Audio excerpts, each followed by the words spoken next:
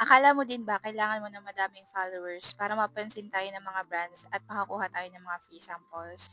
That is a misconception dahil meron palang apat na bagay na tinitingnan ng mga brands kapag nagre-review sila ng mga request natin.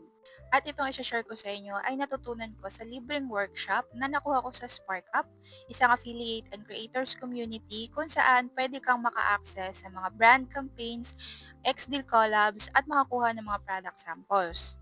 Lahat ay welcome sumali, new or old affiliate ka man. Iscan mo lang yung QR code na ipa-flash ko dyan sa screen. So, number one na kailangan makita sa atin ng mga brands kapag nag-request tayo ng free sample ay post frequency and consistency. Active ba tayo mag-post? Baka naman once in a blue moon lang tayo mag-upload, hindi yun gusto ng mga brands. Hindi naman kailangan na sandamakmak yung post natin araw-araw. Mag-stick lang tayo dun sa number of videos na kaya nating gawin para hindi naman tayo ma-burnout or ma-overwhelm. Kahit one video per day or 2 to 3 videos per week, okay na yun. Consistency is the key. Number two, meron ba tayong niche? Under what category ba yung mga product na pinopromote natin? Yung mga free samples ba na ni-request natin ay connected or aligned or under the same category ng mga pinopost nating products? If yes, then may chance na ma-approve ka sa sample. Number three, engagement quality.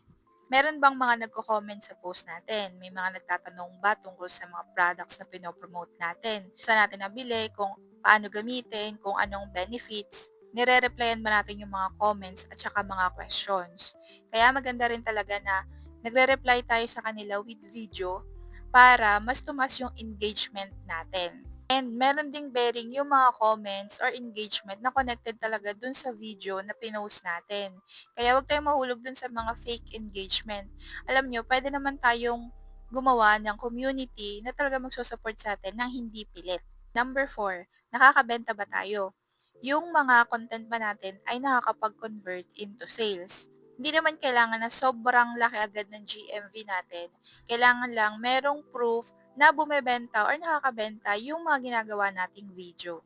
So, yun ang apat na bagay na unang tinitingnan ng mga brands kapag nagre-request tayo ng mga free samples. Hindi talaga mahalaga na kailangan sobrang dami nating followers. Kung makuha lang natin yung kailangang number of following ni TikTok para makapag-affiliate tayo, 200 or 600 followers, okay na yan. Ang mahalaga, consistent tayo sa pagpo-post. Kasi yung views at saka yung followers, pwedeng sumunod yan basta yung ating content ay may value at hindi tayo tumigil sa pag-upload. So, yun lang muna sa ngayon. Thank you sa panonood. Open po ang aking comment section for questions, opinions, corrections, and suggestions.